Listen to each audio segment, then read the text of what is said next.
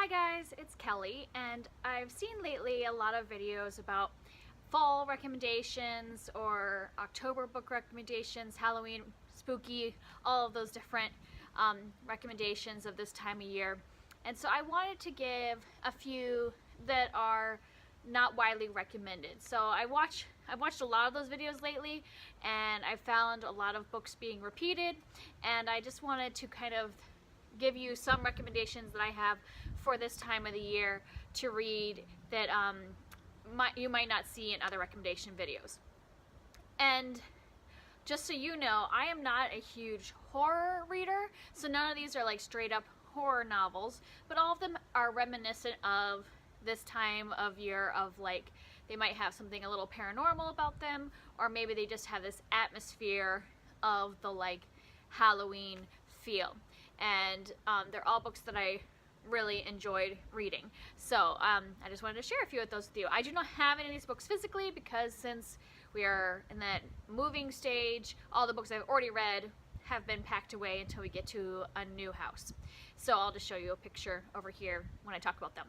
So the first book I want to recommend is The Hound of Baskerville by Arthur Conan Doyle. And that is a Sherlock Holmes mystery.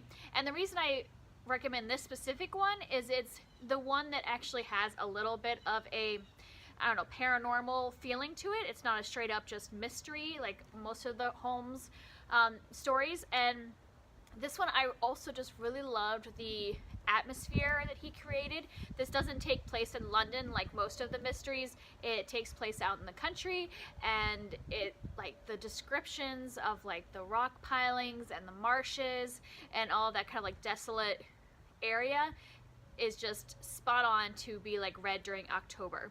And the basic plot of this book is that there is a man found dead, and there is a story in this man's family of them having a curse of this giant hound who is basically hunting the people in his family.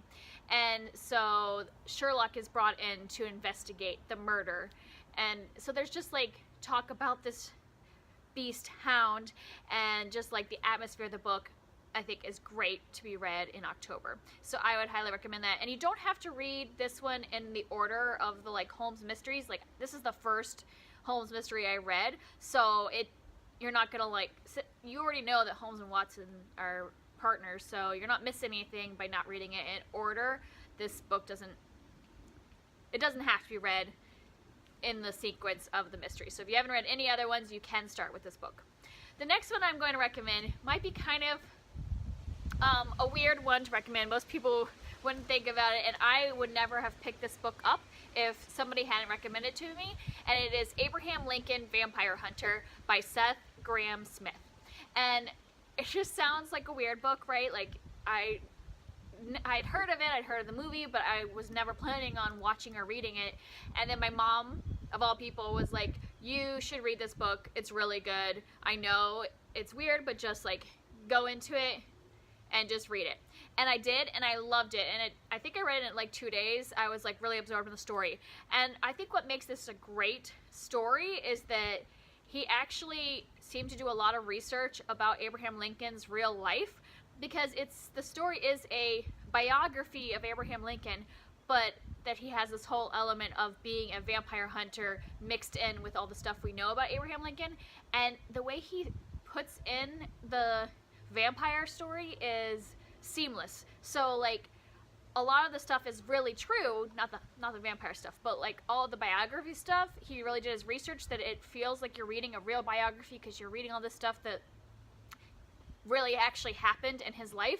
And then like there's all these like parts in it that are affected by the vampires, and I just think he did a great job of mixing that like reality and with the supernatural and putting them together. And I found it a really interesting read because I got to learn more about Abraham Lincoln, and I got to have like an adventure, like exciting thrill story at the same time. And I am, like I said, I don't read horror movies, so or read horror books, and it's not like overly horror like. I mean, I think because it was vampires, I didn't find it as gory if it was like you know, I don't know. I didn't find it that gory, but I know it does have, like, death and, like, killing, but they're vampires, so it wasn't, like, it didn't bother me. And the next one I'm going to recommend is a psychological thriller, and it's called I'm Thinking of Ending Things by Ian Reid. And I actually just finished this book yesterday, and I read it all in one day, and just, like, towards the end of the day, I couldn't put it down, because I knew that if I put it down without finishing it, I wouldn't be able to sleep that night. Like, it was really, like, had me scared. And it's not, you know, advertised as a horror, it's a thriller, but the tagline for this book, if you've ever read a synopsis, the main synopsis is, you will be frightened, but you won't know why. And that's exactly, through the whole book, I just had this feeling of fear, and I didn't know what I was afraid of. And there's not really a way to give you a synopsis of this book, because it's really short. I read it on an ebook, so I think it's only like 200 pages long. It is very quick to read, but the ambiance and the, like, feeling that this author creates is, like, so intense. It is like, how I explained to my husband is like when you watch a horror film and there's that moment before a jump scare, that, like, you know something's gonna happen because it's got the music and the lighting and, like, just the feeling of what's happening in that moment. You know something, like, is gonna jump out, like a monster's coming. And, like, when I watch a horror film, when I see all that happening, I close my eyes because I don't really want to see what's coming out. But that whole, like, anticipatory, like, feeling, that is what this whole book was. That whole story was just that, like, oh, I feel like something's about to happen. And the truth is that nothing really happens. Like, this is not a plot-based story. This is very character and in the mind of this main character that's narrating it. And so not a lot of plot happens, but the whole time I was still feeling like something is about to happen, and I was frightened. And I really was, like, absorbed into the character. And I just think that the fact that he can create that in 200 pages without there being any kind of, like, jump scare or, like, monster, you know, like, that you can create that unease feeling, I thought was genius. And so I would recommend it. Even if you're kind of a weakling like me and don't read a lot of horror, I would recommend it because I thought it was great. A lot of people, if you go onto Goodreads, has really bad reviews. Like, people either love it or hate it. So I'm recommending it to you, but just so you know, you might hate it. I personally thought it was excellent, and I really enjoyed it, and I didn't mind the ending. A lot of people were angry about the way it ended, but I just thought the way he put this story together was just genius, and the way he could create the feeling inside me was the important part of the story. It didn't matter that the ending was kind of out there or whatever, that people were confused or whatever. And if you read it and you are confused, there are forums that, like, talk about the ending. But I would say it is great for October because you can read it really quick and get that feeling of scariness. And the next one, which I'm sure everybody's heard of, but might not think of as a Halloween read, but I think it works, is The Lord of the Flies by William Golding. And this is a classic, obviously, and this is one that a lot of people had to read in school. I never read it back in high school or anything like that, and so I picked it up about a year ago because I was trying to read some more classics, and so I thought I would start off with shorter classics, and this is a fairly short book. And I thought it was really good. It's not the kind of book that I would read over and over again. Like, I read it once, I got something from it, and I moved on, but I do recommend reading it once as an adult. And I think what makes this a Halloween-ish read is because it shows what the human human race is capable of when left to their own devices and not inside of a society. I'm sure everybody kind of knows what this is about. It's about a group of boys that are stranded on an island, and they're waiting for rescue. And so they are having to live and survive on this island. And since there are no adults, no rules, they kind of create their own hierarchy and structure, and just the way things turn out is actually really creepy and bone-chilling without they're just boys. It's just the way that when you are left to your own devices, what could happen. And I think that's what the frightening thing is, that there is nothing supernatural about it. It is just what us humans are capable of. So I would recommend it for a Halloween read. The next one, like I did say at the beginning of this video that I wasn't gonna recommend like really popular books, and this next one is a popular book, but it's not one that is recommended necessarily for a Halloween read, but I actually think that it works really well, and that is Illuminate by Amy Kaufman and Jay Kristoff.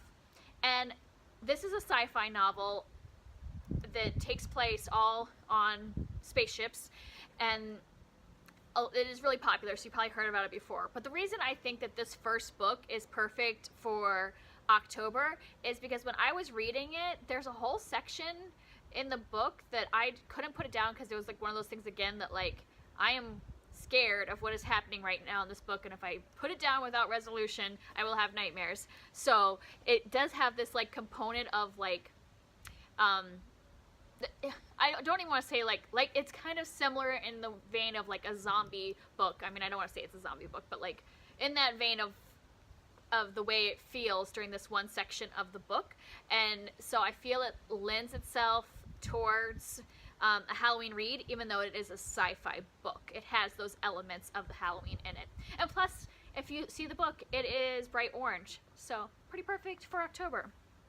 And then the last book, if you are somebody that really just can't handle anything scary at all, this is one that is not scary. It is middle grade, so it won't frighten you, but I still feel like has that feeling of Halloween, and that is The Forbidden Library by Django Wexler. And like I said, it's a middle grade book. It is about a girl whose father dies, and so she's sent to live with her uncle that she has never met, and he has this giant house, and things are kind of weird in the house, and then she finds out he has this huge library that she has been forbidden to go into. And of course, you know, being a middle schooler, she goes to the library and adventures ensued from there. And there is just kind of like weird creatures going on, and one of the main characters is a black cat who talks.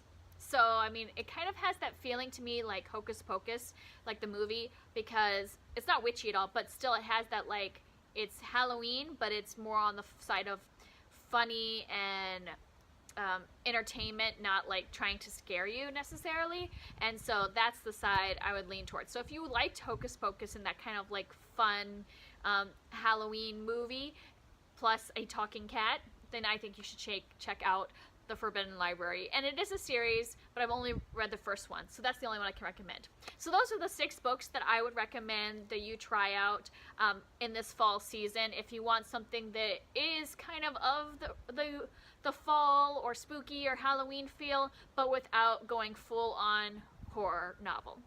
All right, I hope you guys have a great fall and good October. Bye.